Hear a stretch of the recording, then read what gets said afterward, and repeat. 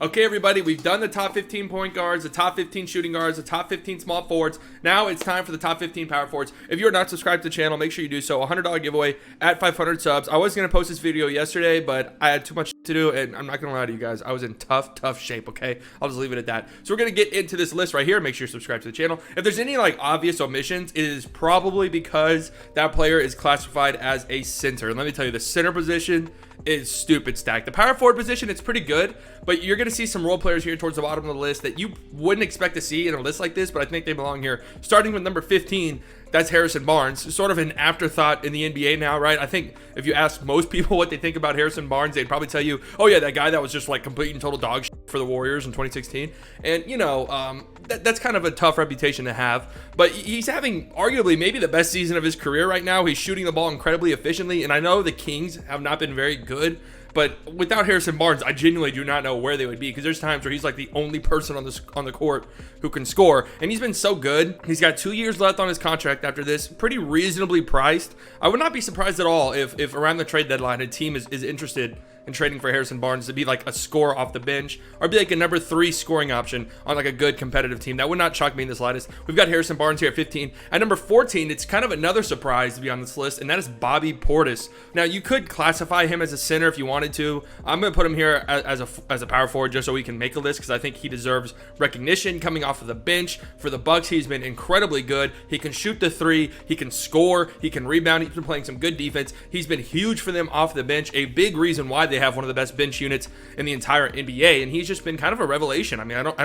don't even know if Bucks fans thought that he was capable of playing at this level. So we got Bobby Portis here at 14. At number 13, we have another surprise and another player who has been huge off the bench for their team, and that is Thaddeus Young from the Chicago Bulls. Again, not somebody you'd expect to see on a list like this. He's turned into a Draymond 2.0 almost. He comes off the bench for the Bulls and does almost exactly, well, I don't want to say exactly, but he does kind of have this Draymond Green role where he kind of does everything from the power forward position. He sets up teammates, he playmakes, he rebounds. He's a better scorer than Draymond Green right now. He's not as good of a defender as Draymond Green, obviously, nor as good of a playmaker, but he kind of comes off the bench. His numbers aren't going to blow you away, but you watch the game, you can see the huge impact he has on the team. I honestly would be really interested in seeing Thaddeus Young, sort of the player that he's become now, playing the way that he's playing right now on a really good, legitimately contending team. I think that'd be super interesting. But he's a big reason why the Bulls are fighting for a playoff spot right now in the East. I think he's undoubtedly been their second best player behind Zach LaVine, obviously. At number 12, we have the player I just compared him to, and that is Draymond Green.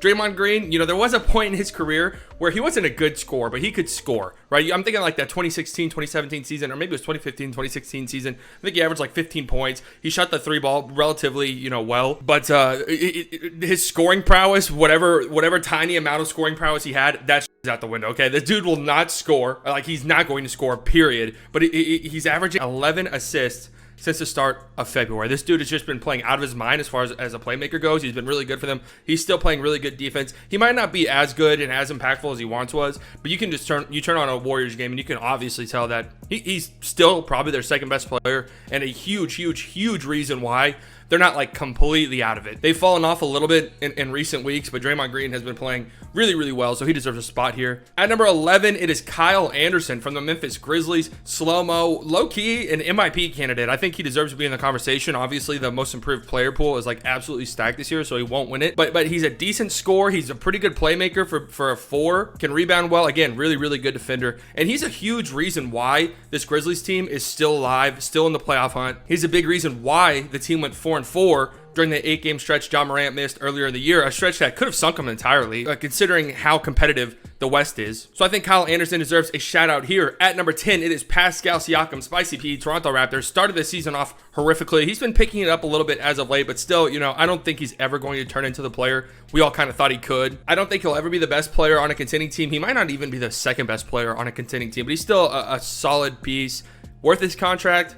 Probably not, but Spicy P is here at number 10. He's picked it up as of late, so I got to give him some flowers for that. At number 9, it is John Collins from the Atlanta Hawks, one of the most exciting offensive bigs to watch. He can shoot, he can yam it down, a good rebounder. His defense is not that great. In fact, it's pretty bad, but I think it's improved this season. I think a lot of that has to do with playing alongside next to a center as good as Clint Capella. But John Collins is just a weird player. He's in a weird situation now where the relationship between him and Trey and the Atlanta Hawks in general seems strained a little bit. The Hawks, it doesn't really sound like they're all that interested in keeping him beyond this season. They keep bringing in these forwards that kind of limit John Collins a little bit. I don't know. It's a little bit weird. I still think he's a good player. I wouldn't be all that mad if the Mavs made a move for him. But yeah, we got John Collins here at number 9. At number 8, it is Tobias Harris from the Philadelphia 76ers. Another one of these guys this season that everybody used to laugh at, make fun of. Worst contract in the NBA, worst contract in the NBA. He's been really, really good this season. In fact, probably the best he's ever been in his career. He's scoring very efficiently. I mean, there's times where he just feels like an automatic bucket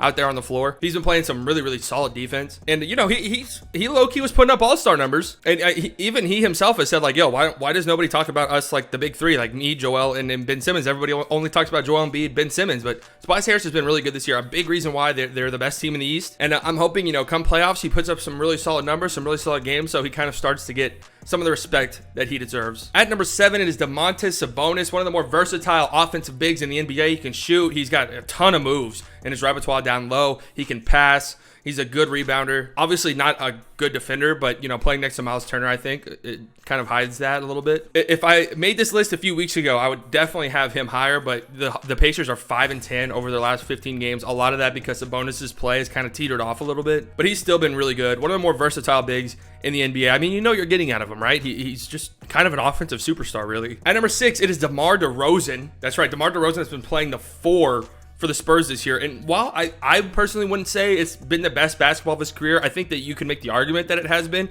I think it's the most well-rounded we've ever seen DeRozan easily. And that might mean like he's having a more impactful season than he's ever had. He's still not going to shoot the 3. He's still as deadly as ever from mid-range. I mean, one of the best, if not maybe the best mid-range scorer in the NBA. But his playmaking, really, ever since joining the Spurs, his playmaking has just been a huge surprise. He's been such a good playmaker for them. I mean, he's been a good defender too. I mean, he's the best player on a team that's 5th in the West. So he deserves a shout out. I mean, maybe he deserved an all-star bid. I know that he was really upset by that. He was upset by the fact that Mike Conley got it when Devin Booker pulled out. I don't know. The West is just stacked, right? The West is just stacked. I think maybe he deserved it, but who knows? He definitely deserves a shout out on this list. He's been really, really good so far this season. At number 5, it is Zion. I've made the comment before that Zion is like, he came into the league, one of the most hype prospects, maybe the most hype prospect since Anthony Davis. And not only has he lived up to expectations when he's been on the court, obviously, I think he's exceeded those expectations, but for whatever reason, it's like he rarely ever gets talked about. I mean, don't get me wrong, he definitely gets talked about, but for a time there, it seemed like the NBA was gearing up. Zion was going to be the next face of the league. It was all anybody ever talked about. He came in, he's playing really good, and it just feels like he just never gets talked about as much as he should. I mean, this dude, offensively, this guy's a nightmare. It seems like every other night, we're seeing Zion put up 27 points on 12 of 13 shooting. Like, he never misses. It's utter dominance down low. I think he's shown signs of being a really good playmaker. I even think like the possibility of him being just an average, maybe even slightly below average 3-point shooter is there. Defensively, right now he's not great, but given his tools, given his size, I see no reason why he can't develop into a good defender. I don't know if he'll ever be a great or like defensive player of the year type player, but if he can become like a plus defender, like an above average to even good defender with his offensive skill set, I mean, we're talking about a top 10, top 5 player in the league for years to come. Zion's unbelievable. With him, obviously, it's just staying on the court. If he can stay on the court, I mean, he's going to be, I mean, he's just a force to reckon with out there. At number 4, it is Julius Randle. It's kind of funny. These two are back to back. Some people called Zion Julius Randle with hops when he was coming out of the league. They meant that as a slight to Julius Randle, which is funny considering how amazingly good he's been this year. He leads the league in minutes and has just kind of done everything the Knicks have asked him to do. Literally, he's just another one of these power forwards. I don't know why the power forward position has so many players like this. Just another dude who kind of can impact the game every way imaginable. He can play make. He can create his own shot. He can shoot the 3. He can rebound. He can play defense. He kind of does everything you want a player to do. If you want to say Zion might be a little bit better than him, I could understand that. But I just think right now, Julius Randle impacts the game a little bit more than Zion. And we kind of saw this when Julius was in New Orleans for a little bit, kind of his willingness to play make and create for others. We're seeing that in full effect right now for the Knicks. He's obviously as the best player, a huge reason why that they are in the playoffs right now, having one of the best years they've had in like a decade. So shout out to Julius Randle. At number 3, these next two guys, 3 and 2, they've been hurt for quite a lot of time this year, but I can't leave them off this list. They're too good. Number 3, it is Anthony Davis. Obviously, he hasn't played in a while, and when he was playing early on, it was a little bit disappointing. It wasn't bad by any stretch of the imagination. I mean, it's still AD, but it wasn't like the top 5, top 10 MVP candidate level play that we thought we would see. But even still, man, like Anthony Davis, a little bit under expectations, is still one of the best players in the NBA, still one of the top 3 power forwards in the NBA. Dude's just absurdly good. There's really not much else to say about him, nor the guy ahead of him, Kevin Durant. I mean, again, a dude who's missed a lot of time so far this year for several different reasons. But when he's been on the court, he's been an MVP candidate. I mean, obviously the guy came back from his Achilles injury, looks as good as ever. I'm just, again, what is there to say about Kevin Durant at this point? You know who he is. You know what he does. Top 10, top 5 scorer in league history. I mean, I don't know. The guy's just nuts. And at number 1, it's Giannis. I don't know if this is an unpopular opinion or not, but Giannis might be the best player in the NBA right now still. I don't think he'll win the MVP because I don't think they'll give it to Giannis 3 years in a row, especially considering the lack of playoff success over these past 2 years. But there's a scenario in which like maybe the Sixers and Joel fall off. Maybe the Jokic and the Nuggets don't get that record up, don't get higher up in the seeding. I think LeBron's pretty much out of it at this point. So it's just like, if that were to happen and Giannis were to keep this up and the Bucks finish the top 2, top 3 seed in the East, I think he would have to be MVP again. The guy's just insane, dude. He went 16 of 16 last night. I know it was the All-Star game. I know there's no defense, but you don't miss a shot? How is that even possible? Still probably the best defender in the NBA. I mean, offensively, dude. I'm not going to lie to you.